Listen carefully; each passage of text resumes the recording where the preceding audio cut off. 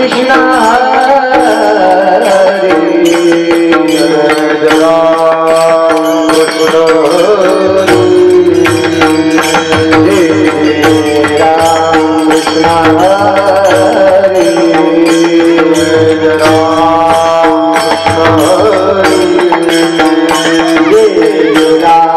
कृष्ण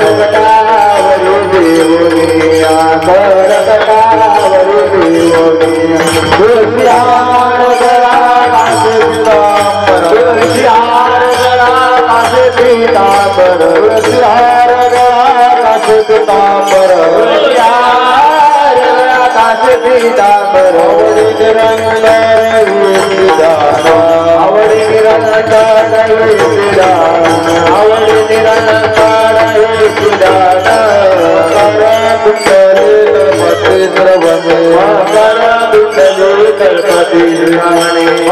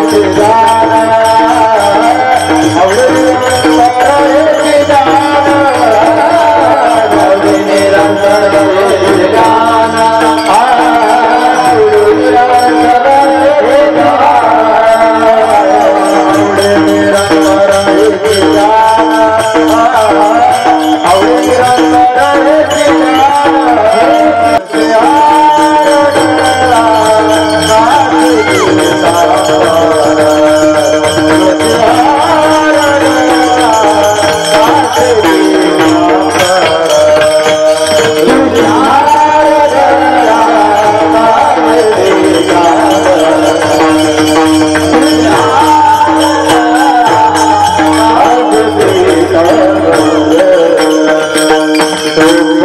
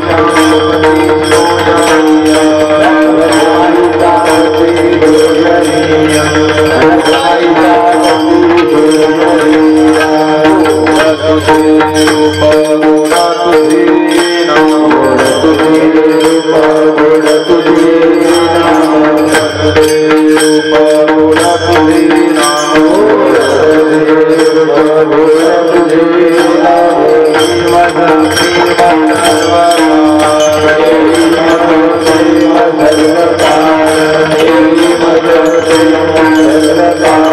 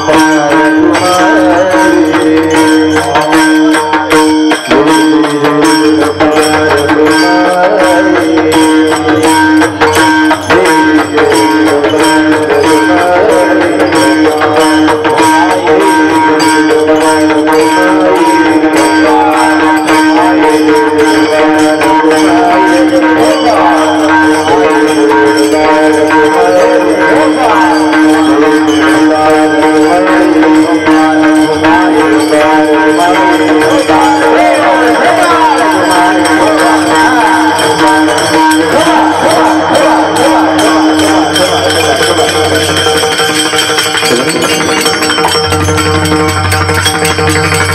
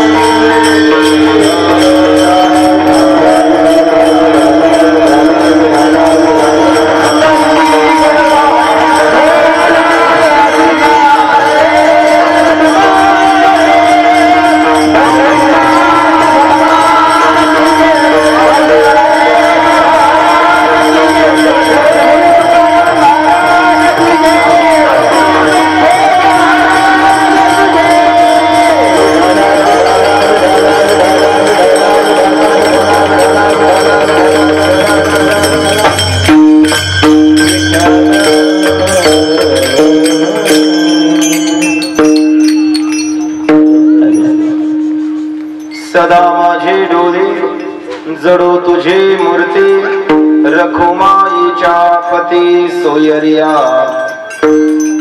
गोड तुझे रूप गोड तुझे नाम देई मज प्रेम सर्व काळ विठो माऊली हाची वरदी संचरोनी राही हृदया माझी गोड तुझे रूप गोड तुझे नाम देई मज प्रेम सर्व काळ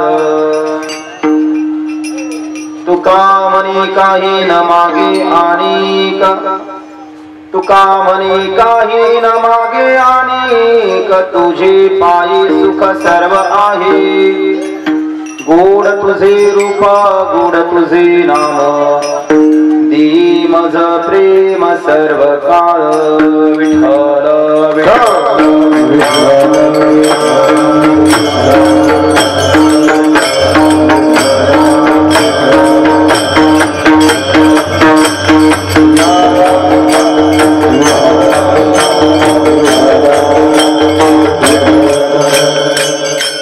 गोड तुझे रूप गोड तुझे नाम देई मज प्रेम सर्व काळ योऽन्त प्रविश्य मम वाचमिमां प्रसुप्तां सञ्जीवयत्यखिल शक्तिधर स्वधाम्ना अन्यांश्च हस्तचरणश्रवणत्वगादीन् प्राणान् नमो भगवते पुरुषाय तुभ्यम् विभुवेनुनादं चरन्तं दुरन्तं स्वयं लीलया गोपवेशं दधानम् गवामृन्दकानन्दनं चारुहासं परब्रह्मलिङ्गं भजे पाण्डुरङ्गम् अलङ्कापुरी रम्यसिंहासनस्थम् पदाम्भोजतेजस्वरदिक्प्रदेशम् विधीन्द्रादिदेवे सदा स्तूयमानं समाधिस्थमूर्तिं भजे ज्ञानदेवम् नमो धनेश्वर नमो धनेश्वर नमो धनेश्वर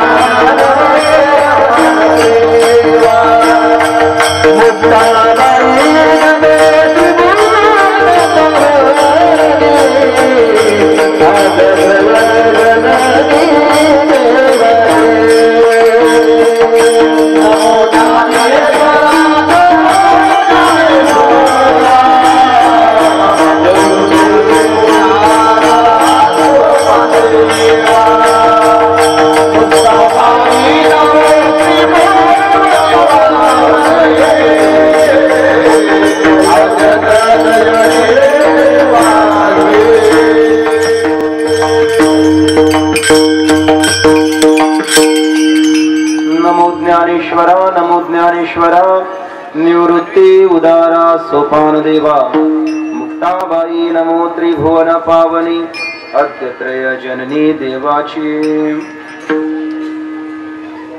नमो सद्गुरु तुकया ज्ञान दीपा नमो सद्गुरु सच्चिदानंद रूपा नमो सद्गुरु भक्त कल्याण मूर्ती नमो सद्गुरु भास्करा पूर्ण कीर्ती सेवे लागे सेवक झालो तुमच्या लागलो निज चरणा आहो स्वामी तुकया देवा यावरी न करावा भेर मस्तक माझा पायावरी या वार करी संतांच्या विठ्ठल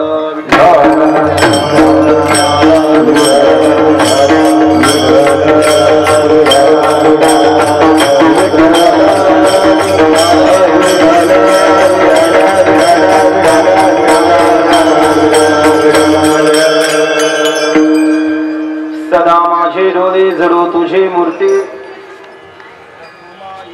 पती सोयरिया गोड तुझे रूपा गोड तुझे नाम दे मज प्रेम सर्व काळ प्रस्तुत प्राप्त स्थळी संप्राप्त सेवेकरता घेतलेला अभंग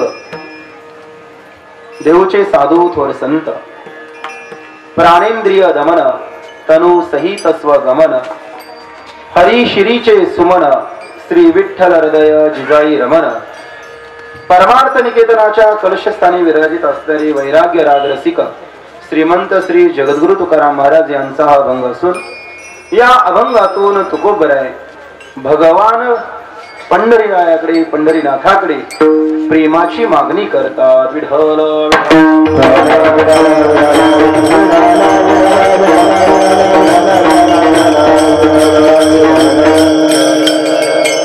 अभंगावरती काही सविवेचन मांडण्यापूर्वी अल्पसा परिहार देणं अगत्य आहे. या ठिकाणी श्रीमंत श्री जगद्गुरु तुकाराम महाराज यांच्या वैकुंठ गमनाच्या संबंधानं त्यातही या वर्षी त्रिशतकोत्तर अमृत महोत्सव यांनी वैशिष्ट्यपूर्ण असणारा हा तुकाराम महाराजांचा बीजोत्सव सोहळा व शांती ब्रह्मश्री एकनाथ महाराज यांच्या षष्टी अर्थात जलसमाधीच्या संबंधानं या दोन्हीही मोठ्या संत महात्म्यांच्या वैकुंठ गमन किंवा जलसमाधी या सोहळ्याच्या उत्सवाच्या संबंधानं गेल्या अनेक वर्षापासून अविरत अखंडित अव्यवहितपणे हा उत्सव सुरू आहे. खर तर गेल्या अनेक दिवसापासून आनंदाचं असं शिगेहून अधिक वाहणारं हे असं असलेलं माप असं असणारे हे साप गाव आहे. मगाशी मी पाहिलं दिंडीमध्ये एवढा आनंद तो मोजता येणार नाही अशा पद्धतीचा आनंद हे सगळे मंडळी घेत आहेत. आणि या उत्सवामध्ये आजची जागराची सेवा माझ्याकडं आमचे परमादरणीय ज्येष्ठ गुरुबंधू हृदयाभिन्न हरिभक्त परायण गणेशजी महाराज आणि समस्त ग्रामस्थ पारायण कमिटी या सर्वांच्या आज्ञेनं माझ्याकडे ही सेवा आलेली आहे. अगदी मोजक्या वेळेमध्ये म्हणजे जेवण पूर्ण तयार होईपर्यंत मोडकी तोडकी सेवा करण्याचा मी प्रयत्न करेन.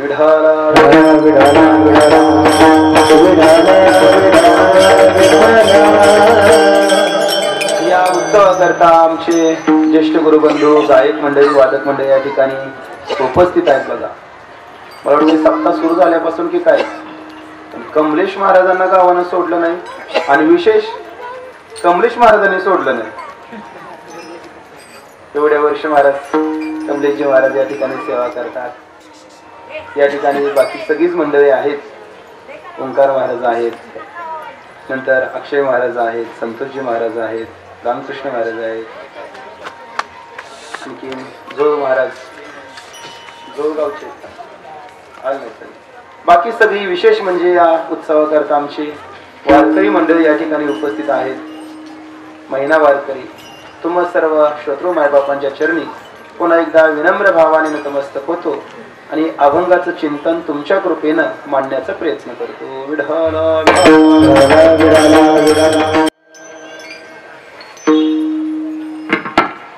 तुकोबऱ्यांचा सर्वांच्या पाठांतरातील हा अभंग मागणीपर प्रकारातील असल्यामुळे चिंतना करता घेतलेला आहे.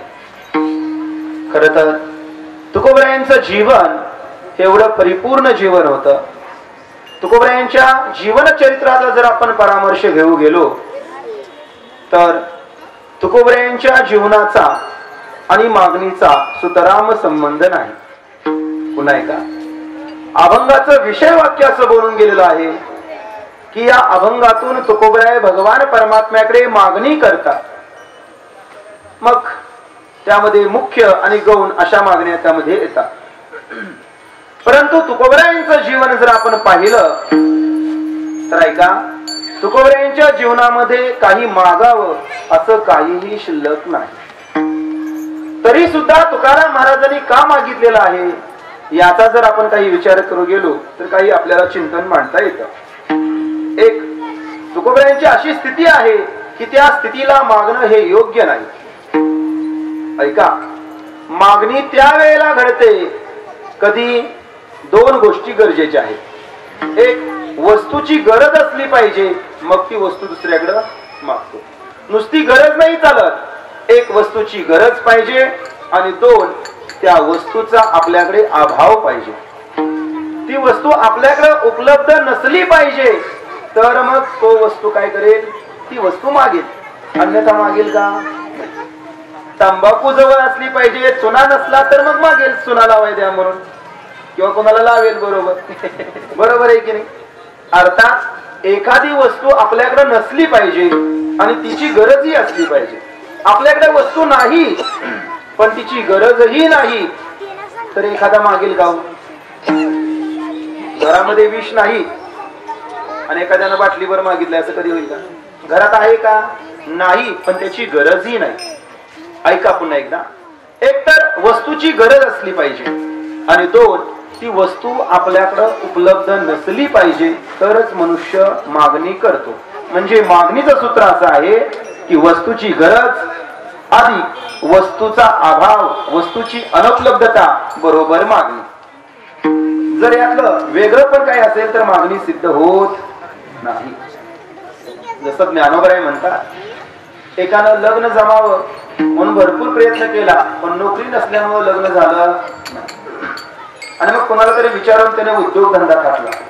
भरपूर 25-30 लाख रुपये त्याने गुंतवणूक केली आणि खूप मोठा कपड्याचा उद्योग त्याने त्या ठिकाणी सुरू केला. पण ऐका, कोणत्या ठिकाणी त्याने केला? ज्ञानोबराय म्हणतात, का खवणीचे गावी पटावी काय करावी. अर्थात एवढं मोठं आलिशान त्यानं दुकान टाकलं, त्याची जाहिरात केली, कामाला भरपूर त्या ठिकाणी नोकर ठेवले. परंतु कोणत्या ठिकाणी त्यानं कपड्याचं दुकान टाकलं तर जैन दिगंबर साधू ज्या गावामध्ये राहतात त्या ठिकाणी काय केलं? दुकान टाकलं. आता मला सांगा, जैन दिगंबर साधू महात्मे त्यांच्याजवळ वस्त्र आहेत का? उपलब्ध नाही पण त्यांना त्याची गरजही नाही. दुकान चालेल? सगळेच तिकडे फक्कड महात्मे, कोण तिथं त्या ठिकाणी घेणार? अर्थात वस्तू एकतर आपल्याजवळ नसली पाहिजे आणि दोन नसलेल्या वस्तूची गरज असली पाहिजे तरच मनुष्य मागणी करतो अथवा मागणी करत नाही. आणि हे मागणीचं सूत्र तुकाराम महाराजांच्या जीवनात दिसून येत नाही.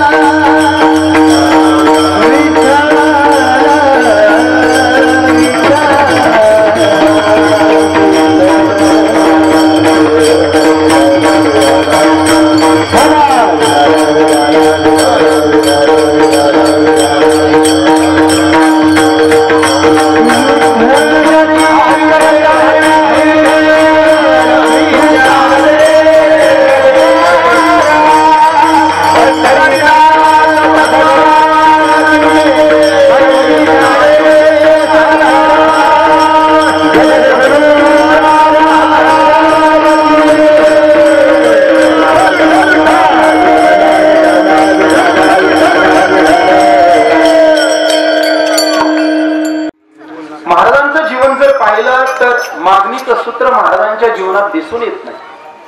कशावरून? एक मुद्दा, महाराजांचं जीवन परिपूर्ण जीवन होतं. महाराजांनी आपल्या जीवनामध्ये जे करायचं होतं ते केलं होतं, जे मिळवायचं होतं ते मिळवलं होतं. आता महाराजांच्या जीवनात कसलीच कमतरता राहिली नव्हती. जसं अपूर्यमाण मचल प्रतिष्ठम समुद्रमाप प्रविशन्ति अद्वत् तद्वत् कामायं प्रविशन्ति सर्वे सशांती माप्नोति न कामका. जसा भरलेला समुद्र कशाची अपेक्षा करत नाही असं परिपूर्ण जीवन हे तुकाराम महाराजांचं जीवन होतं, ज्यामध्ये कोणती इच्छा नव्हती ना कोणतं कर्तव्य उरलं होतं. जर माणसाला कोणती इच्छा नसेल तर तो मागणी करेल, कोणतं कर्तव्य जर उरत नसेल तर तो मागणी करेल नाही. महाराज आपली ही स्थिती एका अभंगात म्हणतात. कामना ही कामना ही जानो पाहे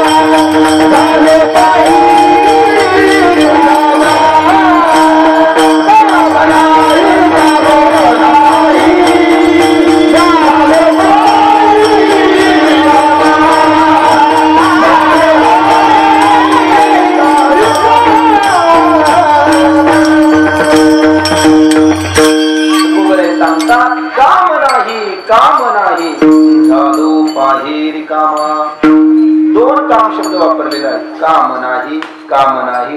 मी त्याची थोडीशी उलगड अगोदर केलेली होती. एक काम मराठीतील घ्या म्हणजे कर्तव्य, कोणतं उरलं नाही त्यामुळे मागायचा काही संबंध नाही. दुसरा काम शब्द संस्कृत मधला घ्या. आता इथं महाराज शिक्षकच आहेत संस्कृतचे.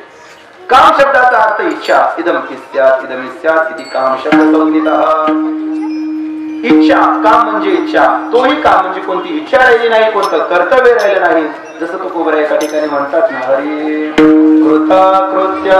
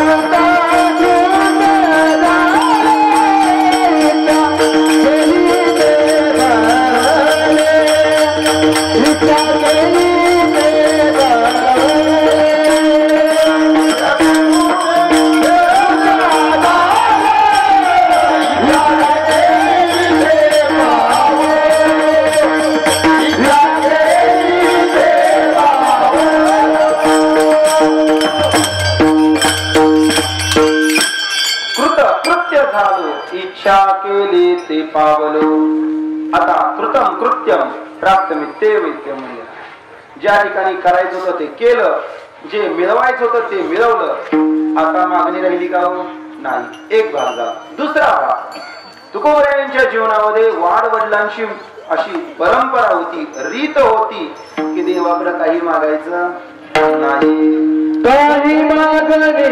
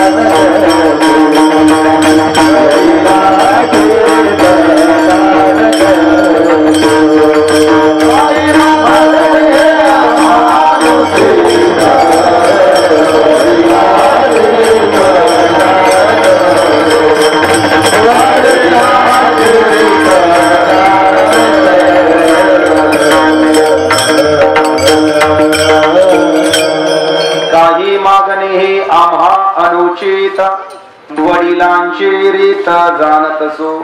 दुसरा मुद्दा असा की या आपल्या वाडवडिलांची अशी रीत आहे, परंपरा आहे की देवाकडे काही मागायच नाही आणि या परंपरेला तुकोबराय कटिबद्ध आहे.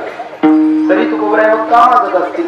एक परिपूर्ण जीवन आहे, ज्यांच्या ठिकाणी कर्तव्य नाही, इच्छा नाही तरी मागतात. वाडवडिलांची रीत आहे, त्या रीतीनुसार परंपरेला आपलं जीवन कटिबद्ध आहे तरी सुद्धा ते मागतात. एवढंच नव्हे, तुकाराम महाराजांनी जो कोणी साधक भगवंताकडे काही मागत असेल तर त्याची उपेक्षा केली पहा. भिक्षा पात्र अवलंबनी ऐसी नारायणे भिक्षिचे सर्वदा. देवा त्याची उपेक्षा करू, त्याला जवळ घेऊ नको, कारण हा काहीतरी मागतोय म्हणून. मग तुकोबरायांनी मागणाऱ्यावरती एवढं कठोर अशा प्रकारचं पाऊल घ्यावं आणि स्वतः मागावं, हे कसं काय ग? एवढंच नव्हे, जर तो ब्रह्मांडाचा धनी असला आणि जर कोणापुढे जर हात पसरत असेल तर तुकोबरायांनी त्याचा तुका म्हणे कारी ब्रह्मांड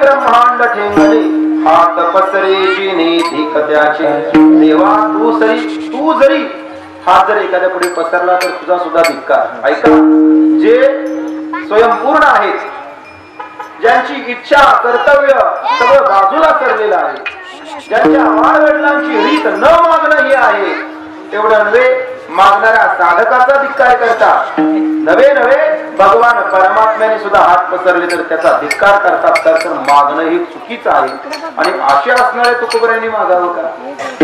नव्हे सर्व शास्त्र तुकोबरायांना अवगत असं नाही म्हणायचं. मग तुकोबरायांना जे अवगत होतं, तुकोबराय जे बोलत होते ते शास्त्र होतं. आणि तुकोबरायांना काही माहित नव्हतं का हे की शास्त्रामध्ये असं लिहिलं आहे, देही इति वचनम श्रुत्वा देहस्य पंचदेवता मुखम निर्गत्वा श्रीही धीही रीही धृतयः कीर्तयः. द्या असं म्हणताना आपलं तोंड उघडलं की 5 देवता अंतःकरणातून निघून जातात. त्यामध्ये श्री आपली लक्ष्मी निघून जाते, री लाज रूपी देवता निघून जाते, धी बुद्धिमत्ता निघून जाते, धृतयः धैर्य आणि कीर्तया कीर्ती अशा प्रकारची निघून जाते. आता मग हे जरी सुद्धा तुकोबरायांना माहित होतं तरी तुकाराम महाराज का मागतात? तर ऐका, तुकोबराय खूप मोठे मानसशास्त्रज्ञ होते. त्याला इंग्रजीमध्ये काय म्हणलं जातं? फिलॉसॉफर. खूप मोठे.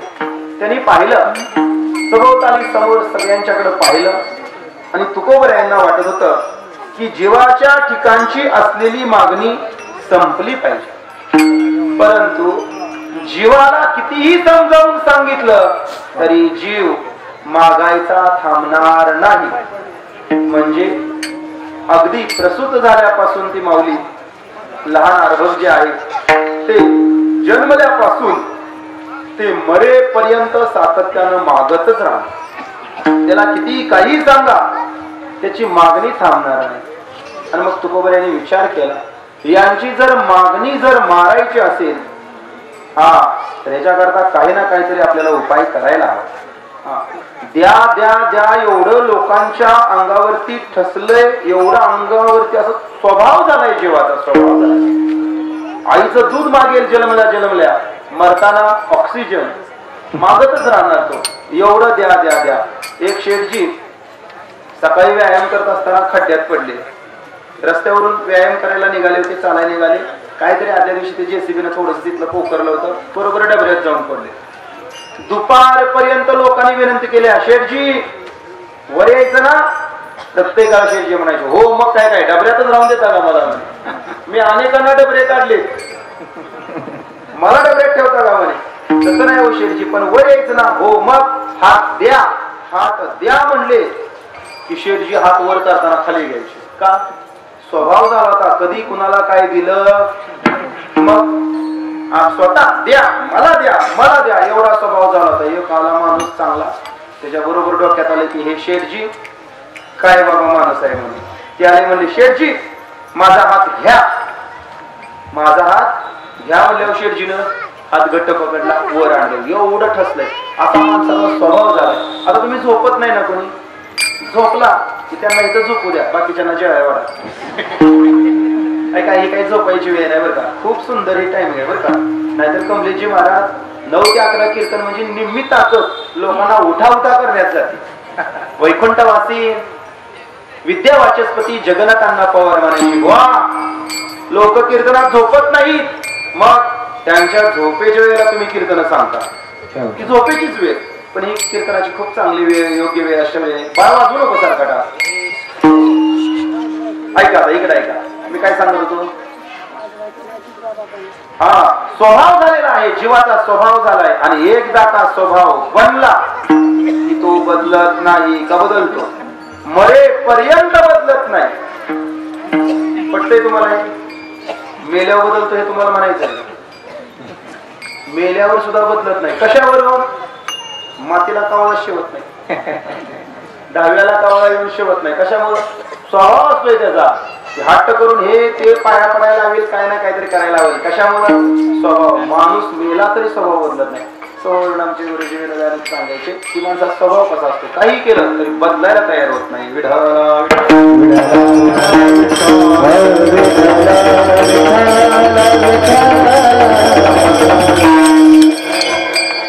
शांत खूप आहे का. 1-2 सांगून पुढे जातो. एका गावामध्ये एक म्हातारा राहत होता.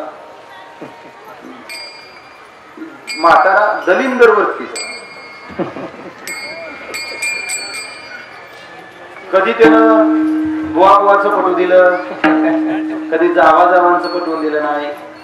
एक कमलेशजी महाराज एका भजनी मंडळाचं फटक्यानं 7 भजनी मंडळ केली. शिकवून नाही, मग शिकवून एकमेकांच्या कुरगोळी शिकवून. एका म्हणजे भजनात कोण वाढलं नाही, पण हाय ती 7 जण 7 ठिकाणी झाली. असं ती म्हातारा दिलिंदर होतं. गावात एवढी मुलं असायची, काय करायची, लग्नासाठी धडपड वगैरे. पण हे ना कधी कुणाचं जुळ दिलं.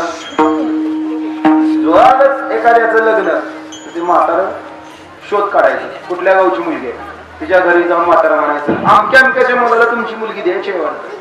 हो हो हो द्यायची. बरोबर. पोरग चांगलं आहे बघा, पोरग चांगलं आहे, खूप चांगलं आहे पोरग, फक्त थोडं पेत आहे म्हणे. कधी त्याला कोणी सांगितलं होतं तिथं काहीतरी सांगणार, पेत नसलं तरी सांगणार काय. मग ती घरातली म्हणे अहो प्यायला लागले. हो आधी नव्हतं पेत, आधी अजिबात नव्हतं पेत. मग कर्जाच्या टेन्शन मध्ये ती प्यायला लागली. म्हणजे कर्ज आहे का त्याच्याकडे? म्हणजे कर्ज नव्हतं, पत्त्याचा नाट बघा वाईटच काय मी म्हणा. असं म्हातार तिथं जाऊन सांगायचं. एवढं विचित्र म्हातार. कोणाचं त्यानं लवकर लग्न ठरवून नाही दिलं. वराड जर एखादं आलंच गावाकडं, त्यानं रस्ता विचारला तर दुसऱ्या रस्त्याला ती पाठवायचं. कोण? म्हातार. लय वंगाळ म्हातार होता. त्या म्हाताऱ्याला सगळी घाबरूनच असायची. आणि एका गरीब मुलाचं लग्न ठरलं. गावातल्याने सांगितलं आता या वेळेला ही गोष्ट म्हाताऱ्याच्या कानावर जाऊ द्यायची नाही. म्हातारा रात्रीच वराड निघून गेलं.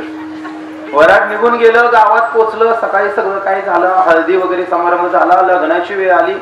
आणि टेम्पोतून, मोठे टेम्पो ट्रक होते, त्यातून साहित्य बाहेर काढताना जुनी लाकडी पेटी बघा असायची बघा वराडामध्ये, जुनी लाकडी पेटी. ती बाहेर काढल्यानंतर थोडंसं वेगळं काहीतरी वाटलं म्हणून त्या कार्यकर्त्यांनी त्याचा दरवाजा उघडला तर म्हातारा आत नव्हत. ते म्हणे तू कसा काय येतं? हा म्हणला मला ठेवता काय म्हणला. हा काल रात्रीतून बसले म्हणला या पिटीत, मला सोडून येता. ते म्हणे जरी तो इथं आला तरी तोंडातनं शब्द बाहेर काढू, तुझं तोंड म्हणजे गटार म्हणे. ते म्हणे मी कशाला काय बोलू. ते म्हणे मांडपाला आग लागली तरी मी येणार. हे चांगलं बोललास म्हणे. अरे म्हणे तुम्हाला काय लागल ते 1-2 म्हणली ह्याची खणणाराने इकडंच मोठी भरा आणि याला पाठवून द्या, तिकडं आणू नका. एक जण म्हणलं काय लागल ती बाबा सांगा, खायला इकडं आणून देतो, तुम्ही तिकडं काहीतरी उगाच गोंधळ करू नका. म्हणलं मला काय लागतंय, पिंडा एवढा गारा भात मड्यासारखा पडून राहतो. पुन्हा 2 अपशकुनी शब्द, पिंडा एवढा भात आणि मड्यासारखा पडून राहतो. त्याला तसाच तिथे जेवू घातला. इकडे ब्राह्मण काका वेळ लग्नाचा मुहूर्त जवळ आला होता. चला मला मुलीचे बाबा, चला लवकर या, नवरी मुलीला लवकर आणा. रंगरंगोटी करत होती, मेकअपचा थरवर थर थरवर थर देत चालली होती. पोरगाही ते बरंच काय काय काय काय करायचं चाललं होतं त्याचं. त्या कुरवड्याच म्हणतोय काय गुलवड्या जरा थोडस ती जिभली होत्या कारण मी आता आंब्याचं लोणचं खाल्लंय लिंबवाचं लोणचं तुम्ही मला खाऊन उभा राहिलाय ऐका तर ते कुलवड्याने त्याला बरंचसं काय काय काय काय करायचं ठरवलं त्यात वेळ गेला म्हातारं तिथनं लगबगीनं आलं आणि त्यानं असा माईक ब्राह्मणाच्या हातातून ब्राह्मणच म्हणतात का इकडे का ब्राह्मण म्हणतात नाही चुकून ब्राह्मण वगैरे म्हणाल तुम्ही आणि ब्राह्मणाच्या माईक असा हिसकावून घेतला आणि मोठ्यानं म्हातारा आरडलं काय मांडवाच्या दारा पुढे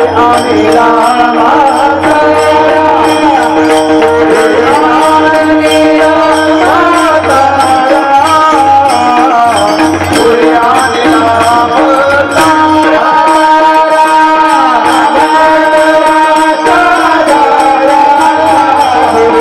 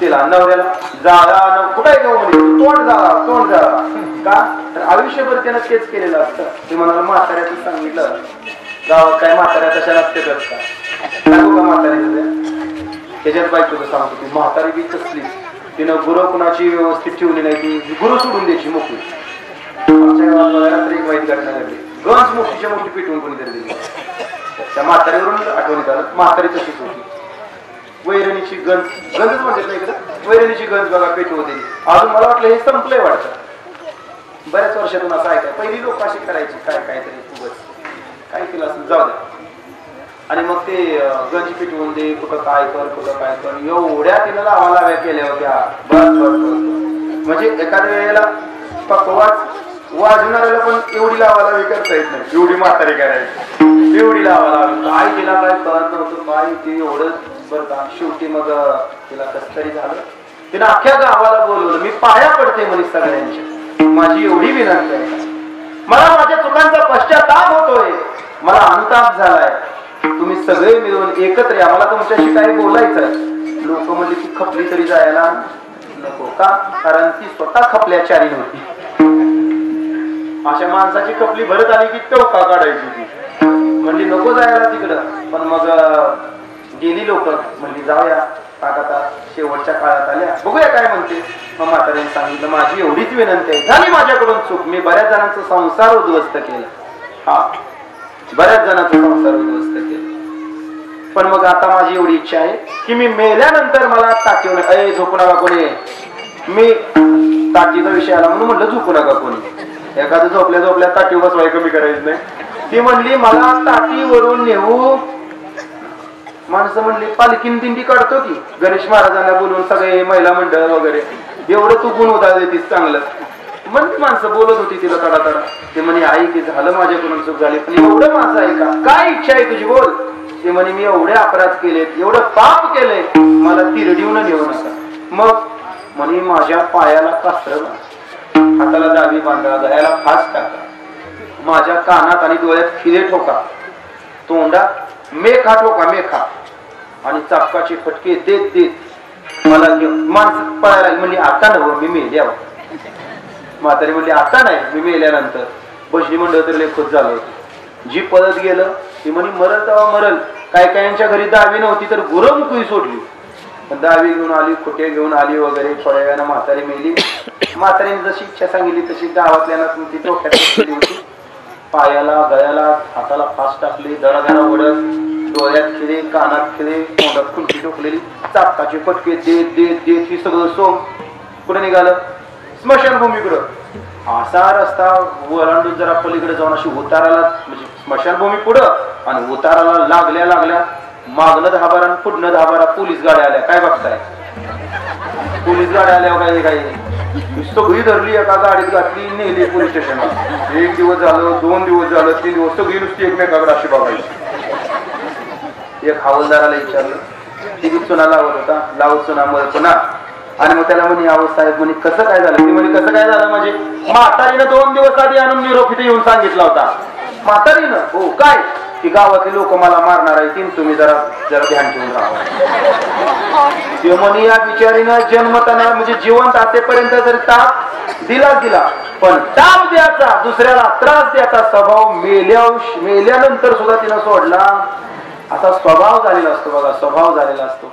आणि असा स्वभाव जीवाचा मागण्याच्या संबंधात आहे. काही असू द्या. सहज त्या माऊलींच्या सोहळ्यामध्ये आपण बघतोय, माऊलींच्या सोहळ्यामध्ये पुढं लाईन कशाची लागली त्याचा काहीही संबंध नसतो. ऐक नाही कमलेश महाराज जो 100-200 रांगत लोक असते ती, ह्याला माहित नसतंय पुढं काय वाटते ती. आणि तिथं गेल्यानंतर गोळ्या वगैरे औषध गोळ्या वगैरे देत असते, ह्याचं काय दुखत नसतंय. पण एवढ्या लांब उभं राहिलो काय फुकट जायचं का? द्याच म्हणतंय. काय साड्या घ्यायला रांगा लावते ती ब्रह्मचारी,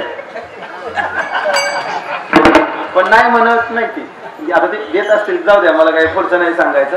पण तरी सुद्धा हे चालू राहतं, पुढं काही बघायचं नाही. आपल्याला मिळालं पाहिजे. फुकट काही घेतील, काही लोक घ्यायला सुरुवात का तर जीवाचा स्वभाव झालेला आहे द्या.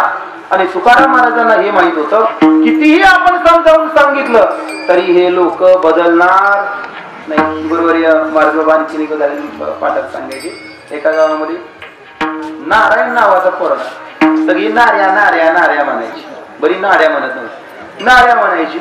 आणि ती बिलंदर असं होतं, अशुभ तेवढं बोलायचं.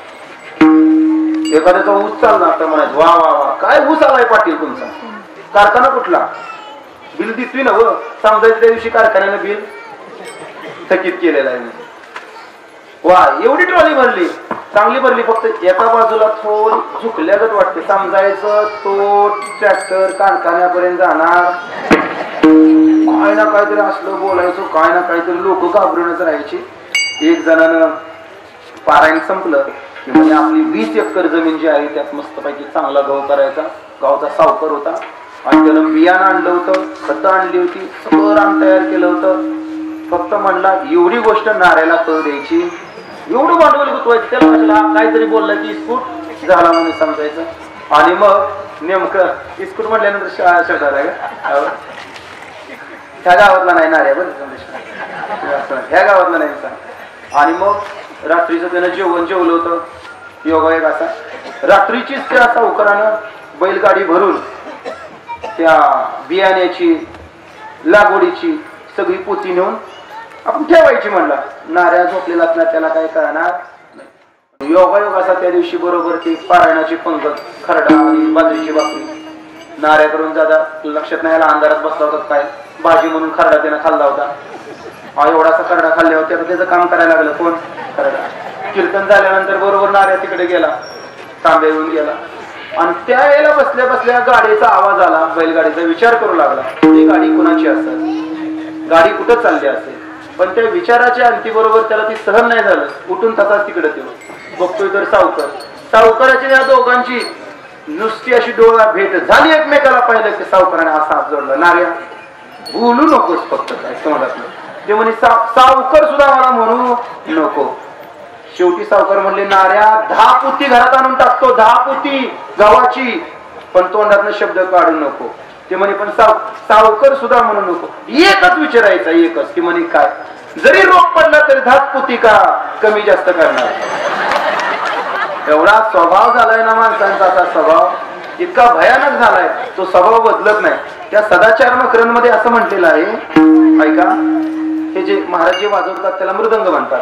त्याला दोन बाजू आहेत, एक धूमपान आहे, महाराज वाजवतात धूमपान आहे एक, आणि एक कुडीच आहे. ते धूमपान जे आहे, ऐका, ते धूमपान जर हरिण किंवा अन्य जे आहेत पशु समजा, तर त्याच्या चामडीपासून जर बनवलेलं असलं आणि एखाद्या असे 50 मृदंग घ्यायचे की हरिण किंवा गाय वगैरे ज्याच्या चामडीपासून ते बनलेलं आहे, आणि एक मृदंग घ्यायचा की त्याला वाघाचं कातडं लावायचं. कशाचं? वाघ. आणि जर वाघाचं कातडं असलेल्या धूमपानावर जर मोठ्यानं जर एकदा आवाज केला तर आपोआप बाकीची कातडी फाटतात. कशामुळे? स्वभाव. एवढं स्वभाव. आता मी इथं सांगत नाही तुमच्या करता, पण ऐकून ठेवा, कोणी लगेच त्याच्यावरती प्रयोग चालू करू नका. असं म्हणतात, माशाचं कालवण करत असताना त्याच्यामध्ये जर बगळ्याचं जर हात टाकलं तर माशाच्या पोटाच्या आतील जे काटे आहेत ते सुद्धा विरघळतात. स्वभाव संबंध सांगतो. असे काही स्वभाव असतात, ते मेल्यानंतर सुद्धा काय करतात ते दाखवतात. तसं माणसाचा स्वभाव झालाय, जीवाचा स्वभाव झालेला आहे मागणं. आणि तुकाराम महाराजांना माहित होतं, कितीही सांगितलं तरी हे मागायचे थांबणार नाही, द्याच करणार. मग यांच्या पुढं अशा प्रकारची आपण मागणी प्रस्थापित करायची की यांची मागणी संपून जाईल. जसं कर्माद्वारे कर्माचं बंधन झालं जातं, ऐक नाही, कर्मी कर्मबद्धता मोक्ष सोडविले पंडोसिता. किंवा जसं विष विषाला मारतं, जसं लोखंड लोखंडाला काय करतं, तोडतं, अगदी त्याच पद्धतीनं मागणीद्वारे मागणी संपवायची. तुमच्या लक्षात आलं? मागणीद्वारे मागणी कशी? उदाहरण एक सांगतो. ज्या वेळेला भक्त प्रल्हादजींना भगवान नरसिंह अवतारामध्ये भगवंताने भेट दिली, अवतार झाला, हिरण्यकश्यपूचा वध केला, तेच द्यायचं. देव म्हणला तेच देणार, मागून तरी बघ. आणि मग भक्त प्रल्हादजींनी सांगितलं, भगवंता मला असं वरदान दे, माझ्यावर अशी कृपा कर. कोणती कृपा? की माझ्या मनामध्ये कसलीच अपेक्षा निर्माण होऊ देऊ नकोस. काय मागितलं? लक्षात आलं तुमच्या? माझ्या मनामध्ये इच्छा निर्माण होऊ देऊ नकोस.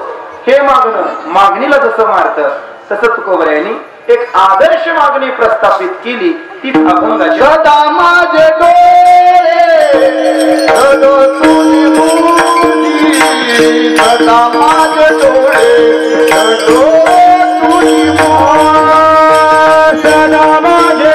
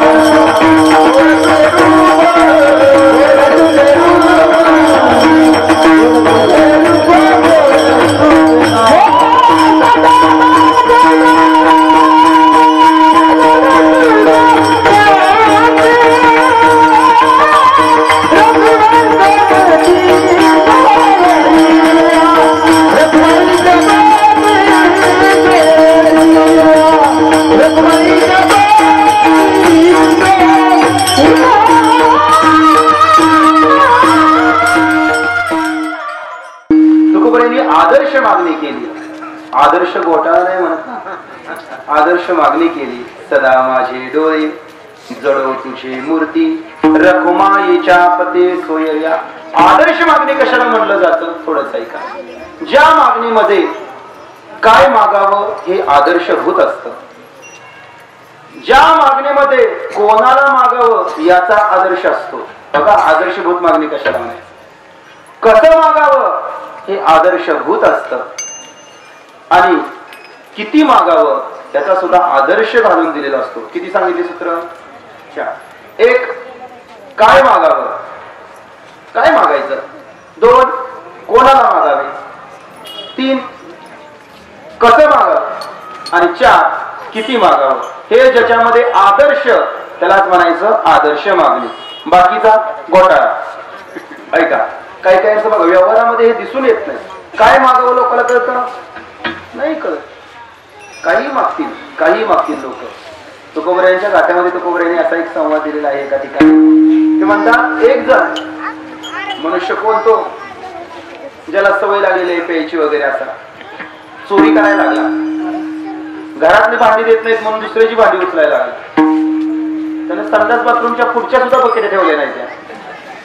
आपलं ते एडपट इकडे तिकडे काय घालू नाही म्हणून महादेव मंदिरामध्ये चक्क शिरलं आणि महादेव मंदिरामध्ये शिवलिंगाच्या वरती त्याला पंचधातूचा तो कलश दिसला अभिषेक पात्र.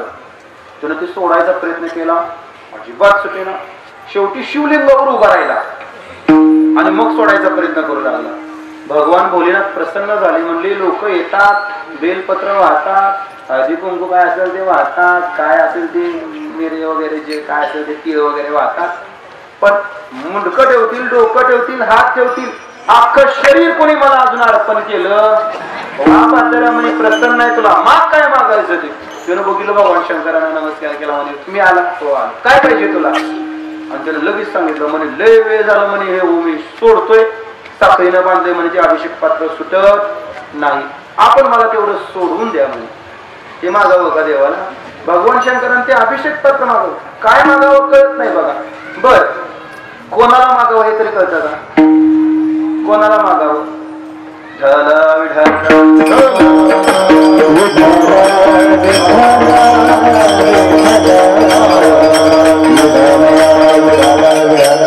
नाही लक्षात येत नेमकं कोणाला मागावं. मारुती बाबा बरोबर या मारुती बाबा पाठामध्ये एकानं त्या शीतला देवीची काय केली सेवा केली. बरेच वर्ष केली. शरीर थकलं त्याला चाललं होईना आणि मग तो देवीला म्हणाला हे देवी त्याला थकलोय म्हणे आता याचं मला होत नाही मला एक घोडा दे. मला काय दे एक घोडा दे की ज्या घोड्यावरून मी काय करेन ये जा करेन. असं म्हणल्याबरोबर देवीनं काय ते मगाशी त्यांनी बघा कुठल्या गावची तिकडे काही निरोप नाही पाठवला. देवीने हे सांगितलं लगा माझं वाहन बघ आणि तू काय मागतोस ती बघ. आता माझ्या ठिकाणी ती ऐकत नाही. माणसाला ज्याच्याजवळ जे मिळेल ते मागावं. कोणाला काही मागून मिळणार नाही. 2 गोष्टी झाल्या. काय मागावं कळत नाही. कोणाला मागावं कळत कसं मागावं याची एक रीत आहे. पारायणाला काय पाहिजे काहीतरी आर्थिक मदत पाहिजे पारायणामध्ये. मग असं म्हणायचं का ऐ सोंड्या आला उष्ट्या हाताने कधी तू कावळा हाणला कधी कुणाच्या करंग आपलं करंग हातावर कधी पाणी तू ओतलं ऐका की हातावर म्हणतात हातावरती कधी तू पाणी सोडलं नाही. तर थोडीशी मदत जरा एवढा मोठा सप्ताह चालला असं म्हणलं होती दिल का दिल त्याला म्हणावं लागतं. शेवटी एवढ्या सर्व धार्मिक कार्यक्रमामध्ये तुमचा सिंहाचा वाटा असतो. एवढा मोठा उत्सव चाललाय काहीतरी तुम्हाला द्यावं लागेल त्याशिवाय हे कार्य कसं काय पुरं होईल. मग कुठेतरी शेठजी मग घरात आई आपल्या पत्नीला म्हणतात मग काय करू नंतर विचारतात. पण एवढं तरी ही मागण्याची रीत आहे की नाही नाहीतर तसं मागता येत नाही.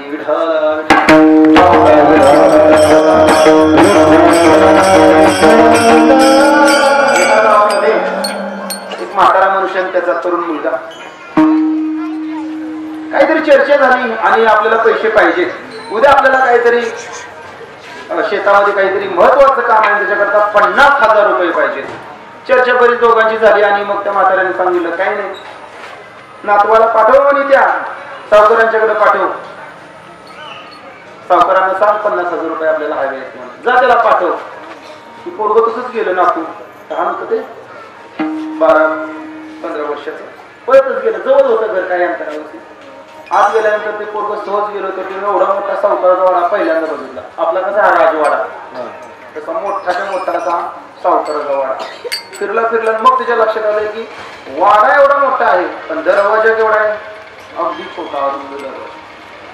आतमध्ये गेला त्याने एक दृश्य पाहिलं.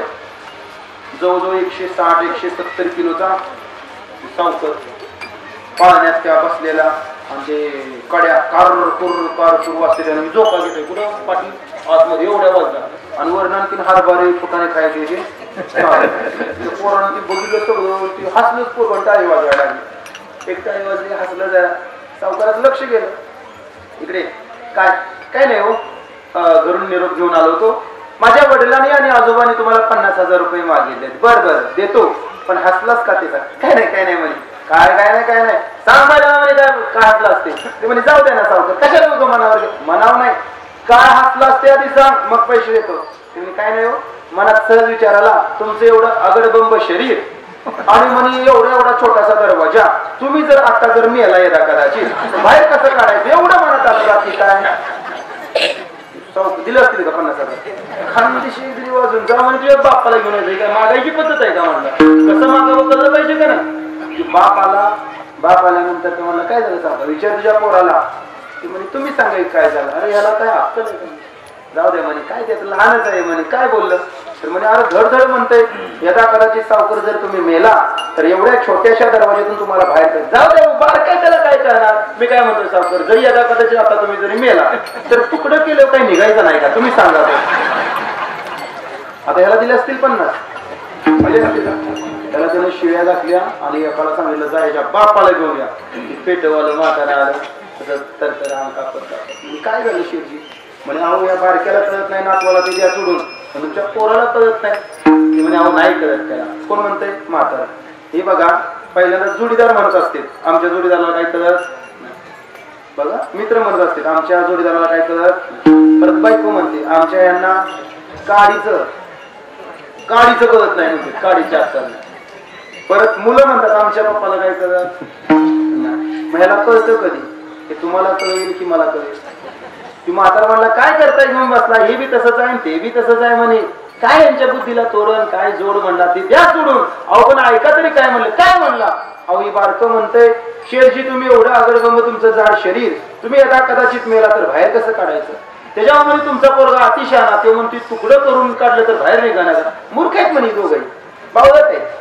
काय त्यांना कळतं म्हणे. म्हणजे जर सावकर यदा कदाचित तुम्ही जर मेला आणि हिथं पिटवलं काही पेटायचं नाही का म्हणजे ती मागायची पद्धत झाली का हो. मागाय दिले असतील काय पैसे नाही. आता ऐका कसं मागावं हे कळलं पाहिजे. कसं मागावं हे कळलं पाहिजे आणि किती मागावं हे कळलं पाहिजे.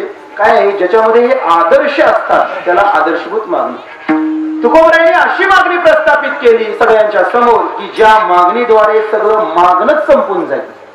म्हणून तुकोबरायांनी काय मागितलं. सदा माझे डोळे जळो तुझे मूर्ती रखुमाईच्या पती सोयऱ्या. माझे डोळे तुझे मूर्ती जळो माझ्या डोळ्यांनी तुझ्या रूपाचं अवलोकन करावं हे मागितलं. बघा काय मागितलं. कोणाला मागितलं. या चरणामध्ये सोयरिया आपला जवळचा संबंध संपादित करून मग सांगितलं मी तुला मागतोय तू माझा आहेस माझा सोयरी आहे. म्हणून सोयरीला आपल्या जवळ असलेला मागितलं. बर कसं मागितलं. या अभंगामध्ये सदा माझे डोळे जडो तुझे मूर्ती रखुमाईच्या पती सोयरी. मागताना थोडासा मार्ग तुकोबरायांनी बदलला. डायरेक्ट पांडुरंगाला नाही मागितलं. मग मध्यंतरी रखुमाई साहेब रुक्मिणी आई साहेब यांना मध्यंतरी घेतलं का. कारण तुकोबरायांना कुठंतरी असं वाटत होतं की हा आपल्या मागणीकडे दाद देणार नाही. हा बापाच्या काळजात आहे. राहिलं मुलगा लगेच गेला बापाला काय सांगितलं बापाने दिलं असं झालंय का. मग ते मुलं बघा सहल जरी निघायची असेल ना तर पहिल्यांदा आईकडे जातात. आई मला सहलीला जायचं का. तिकडे गेल्यावर 2 फटकं बसल्यावर कुठं बसता बोंबलं. त्यापेक्षा आईला ती म्हणायचं आमच्या वाड्यातली ही जाते तो जातोय मीही जाते. मग आई सांगते हो जाऊ दे की सगळ्यांच्या बरोबर. मग कुठेतरी काय काय असे खतरनाक कमलेश महाराज एकाच मी बघितलं. एकाला एक त्याचा बाप जोडत होता. काय करत होता? जोडत होता. जोडत. मारणं वेगळं आणि जोडणं वेगळं. मारणं म्हणजे हातानं काठीनं मारणं आणि जोडणं म्हणजे त्याला कशावर तरी मारणं. त्याला असं उचलायचा, बेडवर वापरायचा, त्याला उचलायचा, भीती वापरायचा, त्याला उचलायचा आणि फरशी वापरायचा, तो जोडायचं चाललं. त्यामुळे अहो झालं काय एवढं मारताय गुरासारखं त्याला. ते म्हणे बुवा तुम्ही शांत राहावा. सातारच होतं वाटतं. तुम्ही लांब राहावा म्हणे, तुम्ही मध्ये येऊ नका. तुम्ही लाव काय झालंय ते तरी सांगा. समजा त्यानं चोरी केली असेल, तंबाखू काही खात असेल वगैरे, इकडे तिकडे मारा मग खुशाल मारा, पण झालं काय ते सांगा. ते म्हणे महाराज सांगाय सुद्धा वेळ नाही, तुम्ही बाजूला व्हा, त्याचा उद्या निकाल आहे. काय सांगितलं त्यानं? त्यामुळे ह्याचा निकाल कधी आहे? उद्या. आणि ती मारते कधी? म्हणलं आज. म्हणे उद्या मला बाहेर जायचं आहे म्हणून आज. उद्या निकाल आणि याला उद्या जायचंय म्हणून किती आत्मविश्वास असेल त्या बापाचा त्या मुलावर. आणि ते म्हणे म्हणलं मग का कशा करता? तर म्हणे याचा उद्या निकाल मी उद्या नसणार म्हणून मी याला हाणतोय म्हणे. असलं हाणलेलं असलं कशाला पोरग जातंय पुढं जाईल का काय मागायला. एक असाच गावातला पोरगा ती मार्कलिस्ट घेऊन आला. डोळ्याचे पाण्याने गच्च भरले होते, अंगाचा थरथर का पोटाशी हालत होती. आईला बघितलं, परत गेला ना आईला मिठी मारली. आई वाचव वाचव वाचव. आईला वाटलं काय झालं? आई म्हणली मला काय झालं ते मला सांग. आईला बिलगलं ते सांग. आईनं ते घेतलं मार्कलिस्ट. ते मार्कलिस्टला मराठीमध्ये गुणपत्रिका आहे का नाही, ते घेतलं. शक्यतो टाळतो ऐका. तर मग ते घेतलं आणि तिनं पाहिलं. आई फक्त चक्करच यायची आहे. त्याला मार्क बघितलं आजी डोळे पांढरे वाजी बारे. काय मार्क त्याला पडले होते? काय मार्क पडले असतील त्याला? मराठीत 5 पडले होते. आणि त्यानं असा उत्तरक्रम केला होता. कसं काय केलं? मराठी 5, हिंदी 4, हिंदीत किती? इंग्रजी 3, गणितात 2 आणि इतिहास, भूगोल, नागरिकशास्त्र, अर्थशास्त्र मिळून 1 मार्क होता. ऐका का? ह्याचा विशेष नव्हता, मास्टरचा विशेष होता. दिला कसा काय काय 4 विषयात 1 मार्क. तुमच्यावर वगैरे मिळत का कसं काय दिला त्यानं काय मध्ये 1 मार्क या 4 विषयात. आईनं बघितलं डोकं आणलं. काय रे म्हणे हाडाची काढ करतो, लाज नाही वाटत म्हणे तुला? अरे सोन्याचं घास तुला खाऊ घालतो, रक्ताचं पाणी तुझ्यासाठी करतो, तुला लाज नाही वाटत म्हणे ही अशी मार्क पडली. ती आरडाओरडा करायला लागला. आई वाचव मला, बाबांच्या पासून वाचव. मी पुढल्या वेळेला खूप अभ्यास करतो, मी तुझं सगळं ऐकतो, पण आज मला वाचव, आज काही मी जिवंत राहा. ती आई शेवटी आईनं जवळ केलं. म्हणे ऐक नाही मी तुला तर मारू देत, पण माझा म्हणे काय करू? म्हणे रोज खेळायला जाऊ नको म्हणलं तरी तू जातोस ना. आज मी सांगते खेळायला जा, लवकर माघारी येऊ. ती म्हणे पण आई मी बघते म्हणे तू जा. ही गेलो निघून. आणि थोड्या वेळाने हे मालक आले कामावरून. आल्याबरोबर गरम पाणी वगैरे हात पाय करून साखरेचं प्रमाण वाढवलं. मी अशी कॉफी दिली, अशी दिली. त्याला वाटायला लागलं धन्य गृहस्थ आश्रम. वा वा म्हणजे आज माझं धन्य वाटतंय म्हणे गृहस्थ आश्रम केलं. काय एवढं म्हणे जिथल्या तिथं सगळं पंखा बिंका लावून असं सगळा त्याचा शेण घालवायचा प्रयत्न केला. आणि 2-3 घोट कॉफीची घेतल्यावर मार्कलिस्ट पुढे सारलं ते गुणपत्रिका. तू बघितलं त्याला कळनाच आपण कॉफी पितोय का कडुलिंबाचा रस पितोय. असं डोकं फिरलं म्हणे गेलं कुठं ते कार्ट म्हणे. त्याला सुट्टी असं तापलं हे म्हणे अहो शांत राहा जरा ऐका तू गवा. पण ऐका तरी पोरगा आधीच घाबरलेला आहे, काहीतरी उगाच इकडे तिकडे करून घेईल, काहीतरी कुठंतरी निघून जाय. तू शांत राहा. आजपर्यंत म्हणे तुझ्या पदरात ते लपले म्हणूनच ते अशा यावं गेले. आज त्याला सुट्टी नाही. ती जरा सांगायला लागलं. तिला पण शिव्या द्यायला सुरुवात केली. सप्ताह गावात नाही तर काय नाही त्याला गावात शिव्या द्यायला सुरुवात केली. ती म्हणजे अहो पण ऐका तरी तिला नाही मग तुझ्या माहेरच्यानं सुद्धा शिव्या द्यायला सुरुवात केल्या. मग मात्र ती तापली. माहेरच्यानं पण शिव्या गेली का कोण दवाखान्यात. आणि मग ती सापासारखी आपलं साप म्हणतात नागिनसारखी अशी फर्स्ट अशी नुसती अशी आत गेली. अशी नुसती गेली. एक पिटी मोठी आणली त्याच्या अशा टेबलवर टांगली आपटली. आपटली धुळाने इकडे तिकडे जरा धुळा झाला. पिटी उघडली. त्यातलं एक कागद घेतला. तिनं नवऱ्याच्या अंगाचा फेकून दिला. काय दिला? कागद. ती होतं त्याचं मार्कलिस्ट. त्या मार्कलिस्ट मध्ये त्याला सगळे मिळून 3 मार्क पडले. ऐका आता सोडून द्या. ऐका ही फक्त आई साहेबांनाच जमत. ऐका आपल्या बापाला कसं नमवायचं हे आई साहेबांना कळतं. तुकोबरायांना माहिती आहे. जर आपण भगवंताकडे मागणी केली तर तो आपल्याला पत्ता लागू देणार नाही. अजिबात जवळ सुद्धा येऊ देणार आहे. मग तुकोबराय म्हणतात रखुमाईच्या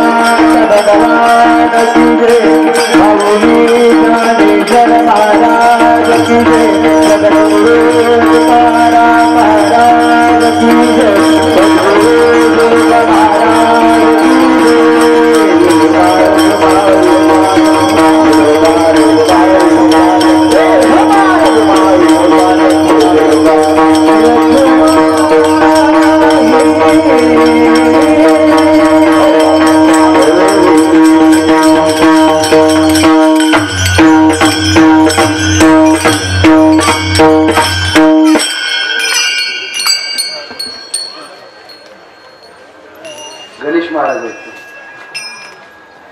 त्यांना बरोबर माहिती आहे काही कुणाच खरं दादा हे नियम केला होता गेले 2 वर्ष झाले असतील. ते नको म्हणलं कोबऱ्या सांगतात ना काही नको हारी नको म्हणून. पण मज त्याची भीड नोलंघावे सर्वता जे म्हणते केशवा दास तुझा. त्यांनी उभा करताना बरोबर वारीकडे उभा केले. एक वेळ देवाला आपल्याला बाजूला सर म्हणता येईल पण वारकऱ्यांना नाही.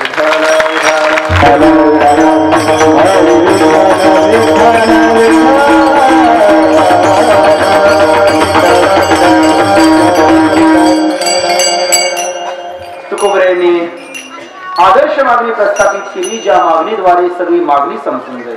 अगदी वेळ थोड्याच राहिल्या. महाराजांनी आता घड्याळ दाखवलं. वेळ होऊन गेला आणि मला ते स्वयंपाकही झाला.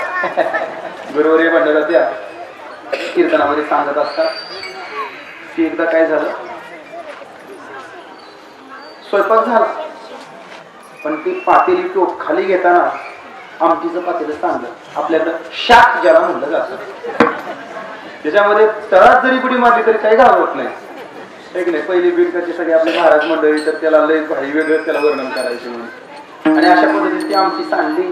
आणि मग एक जण आला. सत्यनारायणाची पूजा काका वाचत होते आणि त्यांना सांगितलं काका. काका म्हणजे का म्हणे पूजा वाढवा आणखी वाचन वाढवा.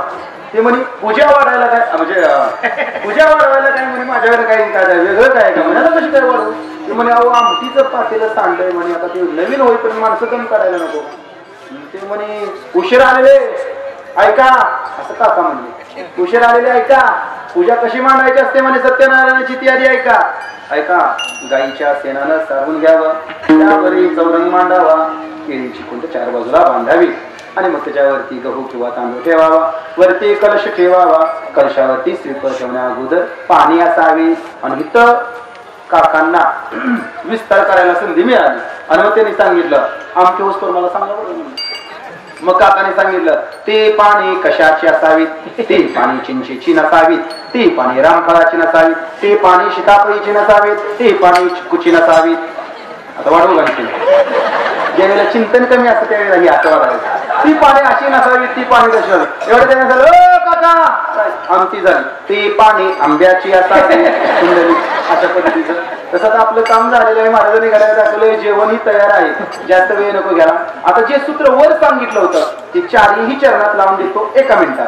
बघा, काय मागावं, कोणाला मागावं, कसं मागावं आणि किती मागावं. पहिल्या चरणामध्ये बघा बघा काय मागितलं तर माझ्या डोळ्याने तुझ्या मूर्तीचं अवलोकन करावं. 1. कोणाला मागितलं तर सोयरिया म्हणून पांडुरंग परमात्म्याला मागितलं. कसं मागितलं तर रुक्मिणी आई साहेबांच्या मार्फत रखुमाईच्या पती अशा पद्धतीची संज्ञा वापरून मागितलं. आणि किती मागितलं हो, सदा. पहिला शब्द काय आहे, सदा म्हणजे नित्य. माझ्या डोळ्यांनी नित्य तुझ्या रूपाचं अवलोकन करावं असं मागितलं.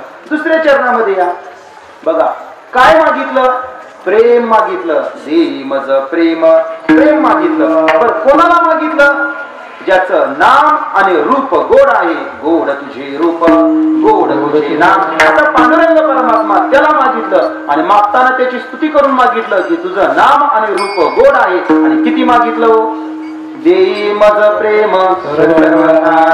तिसऱ्या चरणामध्ये बघा वरचा पहिल्या चरणातला सदा, दुसऱ्या चरणातला सर्व काळ शब्द घ्यायचा आणि माझ्या हृदया माझी तू राहावे, सदा सर्व काळ राहावं. पण कोणाला, विठू मागितलं विठूला. आणि कसं मागितलं, माऊली आई तू माझी आहेस या संबंधानं मागितलं. विठू माऊली हाची वरदे संचरणी राही हृदया माझी.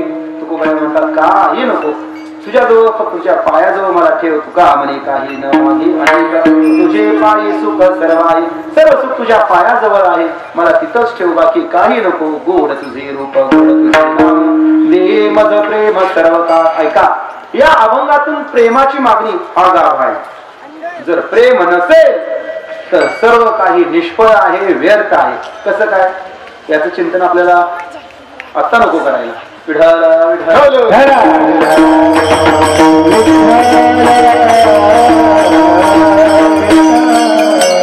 5 मिनिटं दिली आहेत, 1-2-4 मिनिटांमध्ये मी ते ओळखतो. ऐका, जर प्रेम नसेल आणि कितीही जर आव आणला तरी त्याला काही किंमत प्रेम खूप महत्वाचं आहे, खूप महत्वाचं आहे. नाहीतर तुकोबरायांचा आणखी वेगवेगळे अभंग आहेत बघा. मी दृष्टांत कात्यातले सांगतोय बघा.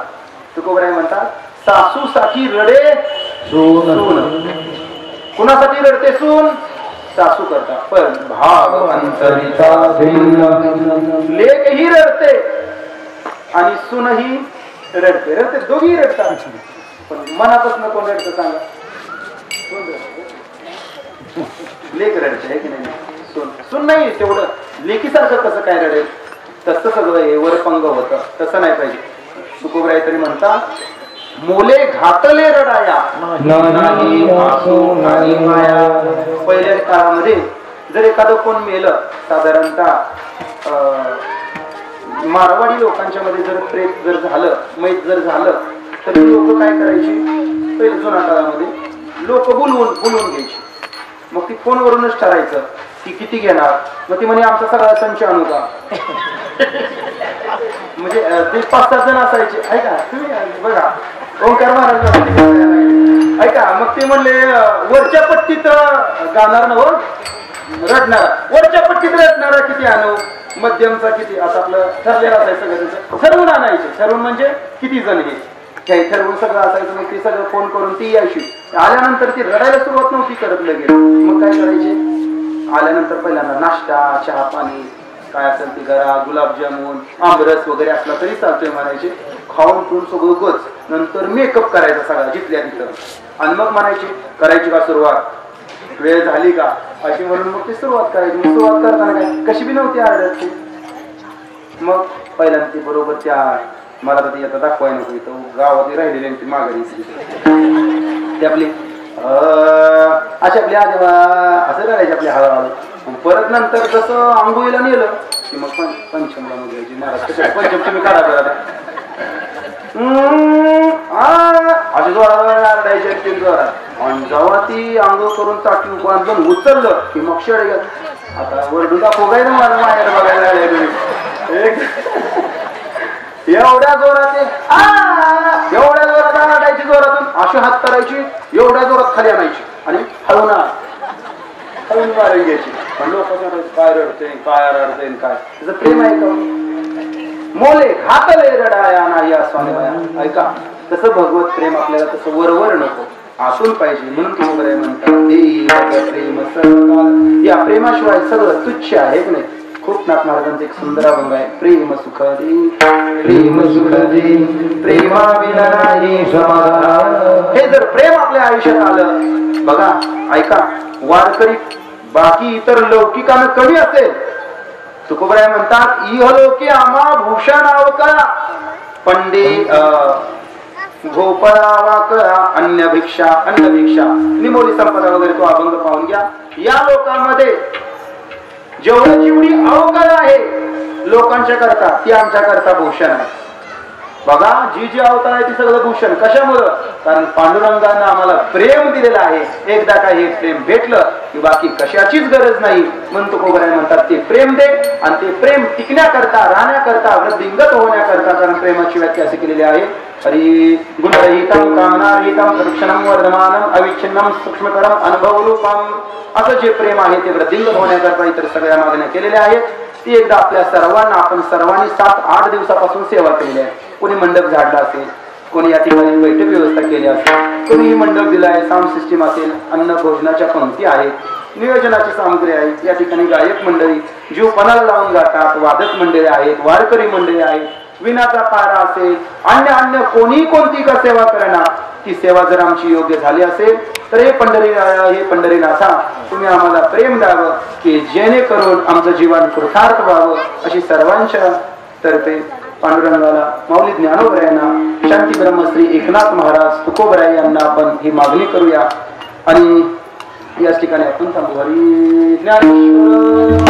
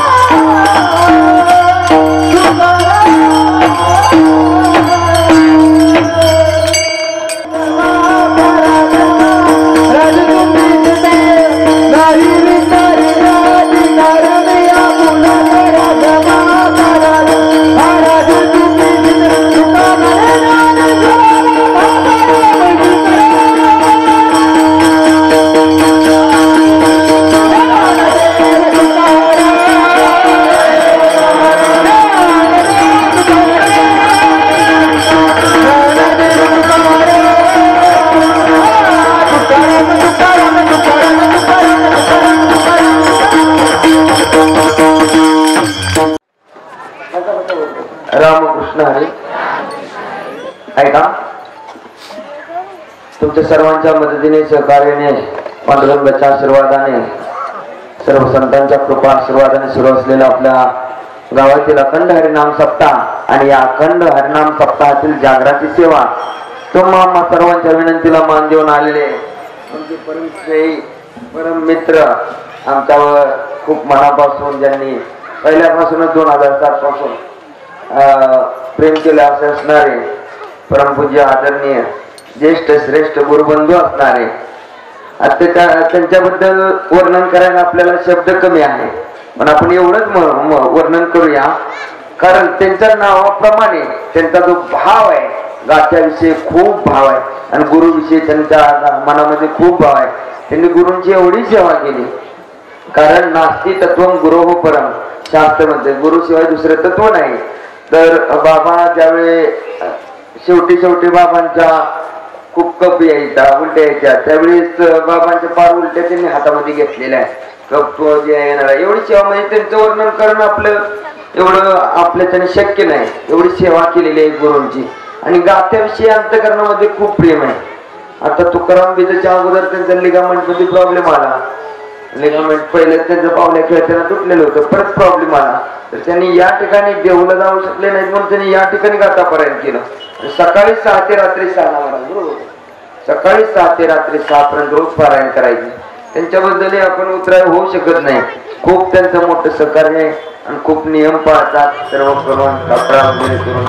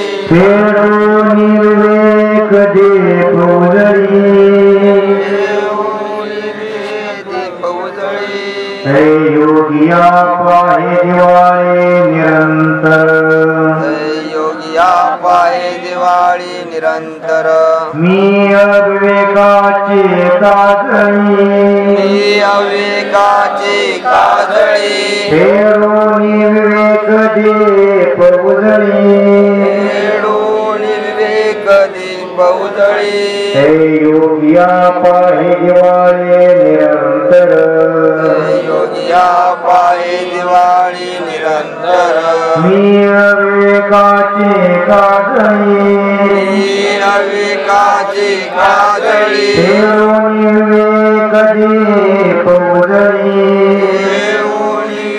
दीप उजळी हे योगिया पाय दिवाळी निरंतर योगिया पाये दिवाळी निरंतर आता विश्वास न केले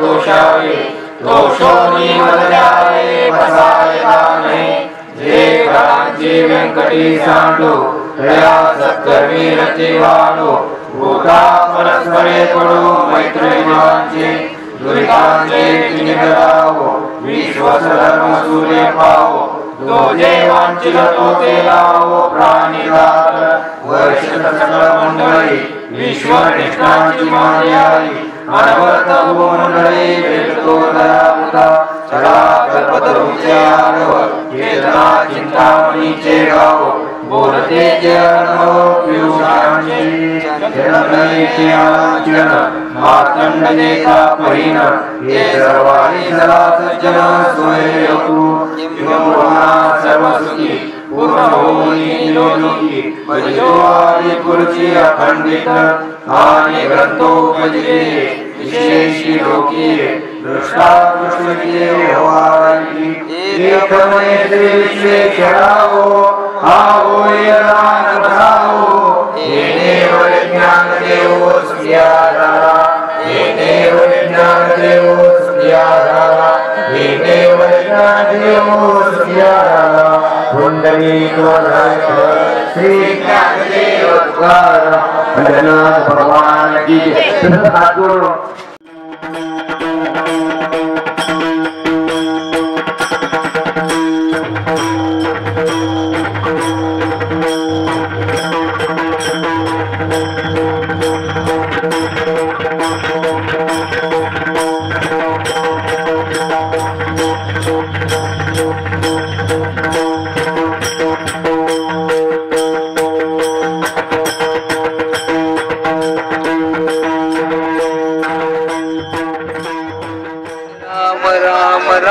हरे हरे हरे कृष्ण कृष्ण कृष्ण हरे हरे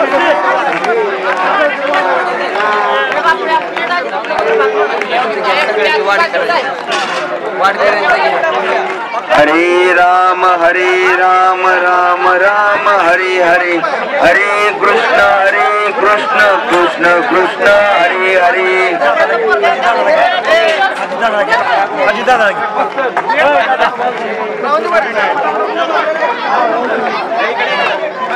हरे राम राम राम हरे हरे हरे कृष्ण कृष्ण कृष्ण हरे हरे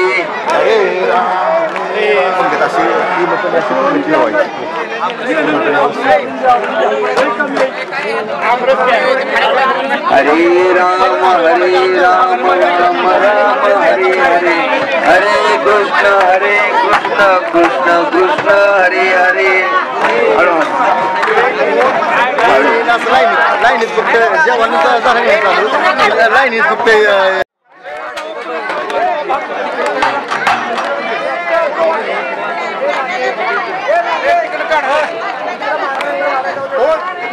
आज पदार्थ